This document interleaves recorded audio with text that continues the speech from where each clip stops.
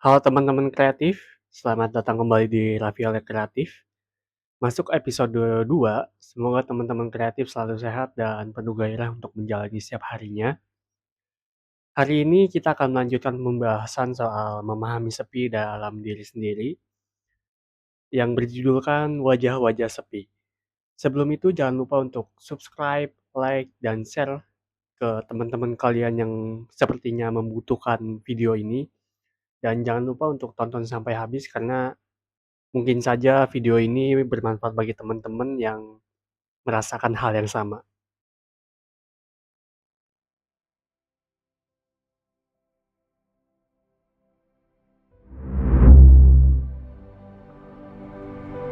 Semoga teman-teman bisa mencerna dengan baik dah.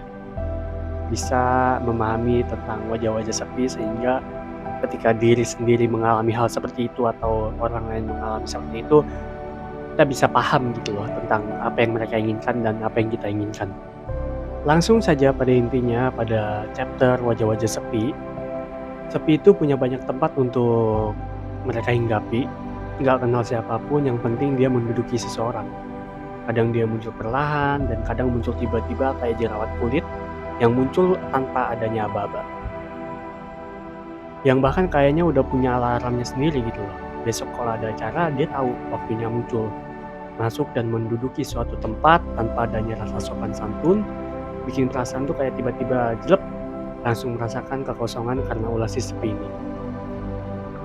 Sepi itu nggak mandang siapapun, mereka juga kadang bisa menjadi teman yang tenang sekaligus musuh yang memberontak dari dalam.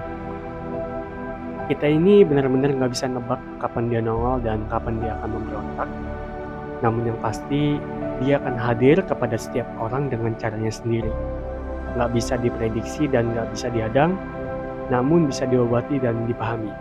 Walaupun kadang obatnya tuh nggak dijual di apotek gitu loh. Lebih ke tidur dulu lah, besok juga hilang sendiri. Sepi itu variatif. Misal lo lagi duduk di tengah keramaian sambil ngobrol, santai bareng temen-temen lo, ketawa, ngomongin hal absurd. Intinya apa aja dibahas, tapi dalam hati lo rasa bahwa candaan dan perkumpulan itu seakan nggak pernah terjadi. Selalu merasa hal itu hanya sebatas kedipan mata, di mana rasanya sangat cepat sekali berlalu. Semua yang tadinya dialamin kayak cuma numpang lewat aja. Lo yang tadinya senyum, ketawa, banyak ngomong, tapi tetap merasakan hal itu hanya sebatas singgah. Cuma numpang lewat kayak angin sepoi-sepoi lewat selangkangan celana lah ya. Atau kayak tamu kondangan yang cuma makan, foto, terus pulang. Selain itu juga sepi terdapat pada momen. Momen yang buat lo sadar kalau sepi itu bukan soal ada beberapa orang di sekitaran gitu ya. Tapi soal rasa yang dapat dijadikan sebagai koneksi yang baik, dalam artian lo ngerasa nyambung atau enggak sama mereka. Yang harus kita ketahui dalam sepi yang paling sakit adalah sepi dalam ranah sebuah hubungan. Kayaknya setiap orang yang dalam istilahnya adalah berada dalam kebingungan. Dalam posisi ini lo punya pasangan yang menemani lo dalam keseharian. Entah itu untuk chatan, teleponan, video callan. Dari sini lo merasa aneh dan merasa bahwa lo pacaran tapi enggak pacaran gitu. Arah dari pacaran ini bingung mau lo bawa kemana. Mungkin rasanya sama aja kayak nggak pacaran. Padahal di situ posisinya udah pacaran. Atau istilahnya status ada rasanya nggak ada. Mirip promo diskon yang tulisannya gede tapi isinya cuma 5% ya guys. Kita bawa sepi ini dalam ranah hubungan percintaan. Bukan hanya soal lingkungan yang dapat dirasakan. Seperti yang gue jelasin tadi, sepi dalam percintaan itu benar-benar rasanya sangat jengkel dan kayak apa sih ya, aneh aja lah, anomali dari mana datangnya itu. Rasa yang hanya dapat dirasakan tanpa tahu sebabnya itu dari mana. Lo ngerasa nggak bisa cerita apa-apa, ada rasa takut yang nggak tahu dari mana, atau bahkan nggak bisa dipahami, atau bahkan ninggalin saat lo menyuarakan apa yang lo rasakan. Apalagi orang yang kita sampaikan itu kayak mengeluarkan kata lebay lah. Padahal yang lebay sinetron, bukan kita gitu. Setiap manusia itu ada batasan dalam menyimpan sesuatu di dalam kehidupan. Ibarat botol Yakult yang dipaksa menerima muatan dari botol Good Day, maka botol Yakult itu nggak akan sanggup gitu loh. Aku nggak kuat mas, aku nggak bisa mas, atau bahkan bisa meledak. Manusia itu seperti itu, Ada batasan dalam menerima suatu hal. Sepi dalam hubungan itu kayak rumah mewah, tapi isinya kosong. Mewah apa yang kita lihat, mewah dalam luarannya aja. Wah, begini ya, indah banget ya. Padahal di dalamnya ada rasa kekosongan yang bikin rumah itu nggak akan bisa bertahan lama.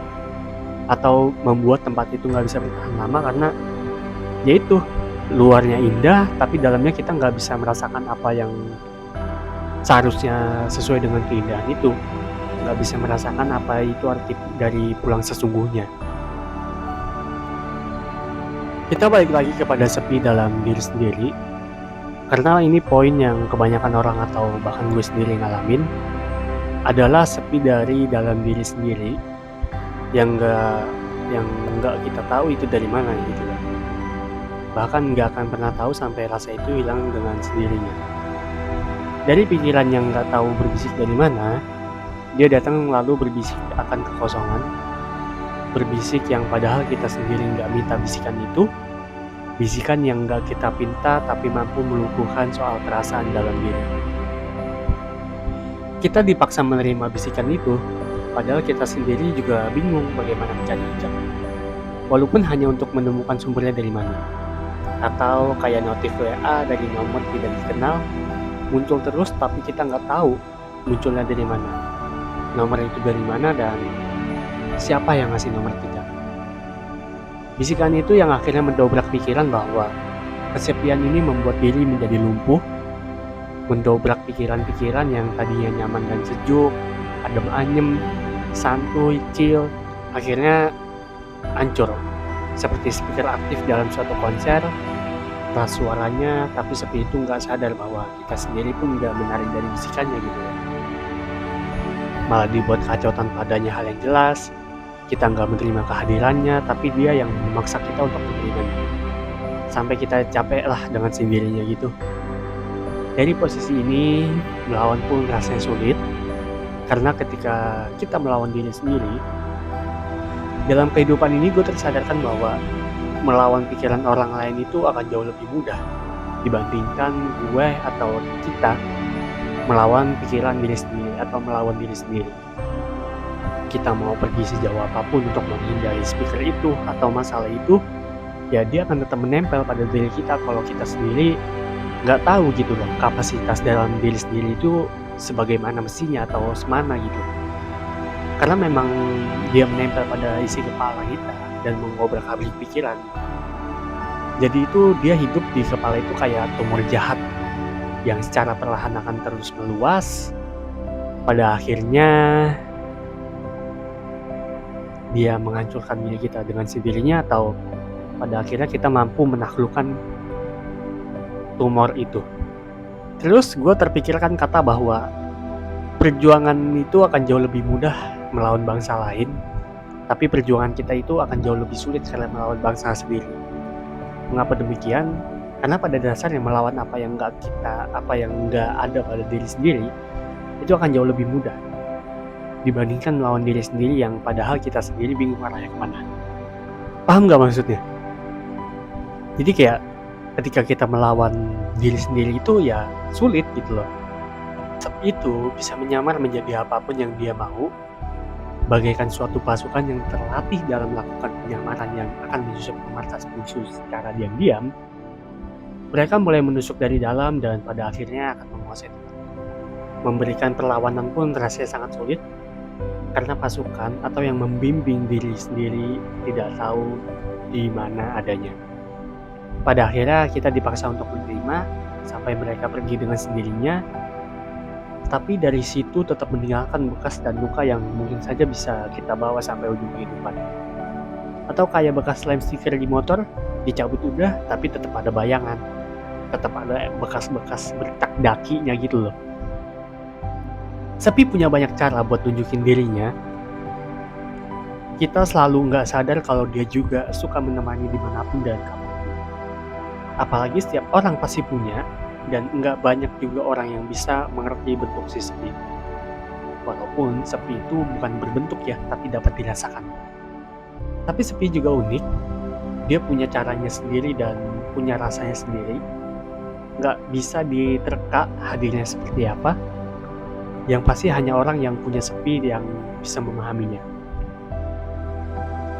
Karena buat sebagian orang, sepi itu bagaikan luka kecil yang bisa dihapuskan, entah itu dengan cara kumpul bareng temen, bareng sahabat, atau bareng keluarga, bareng pacar sekalipun.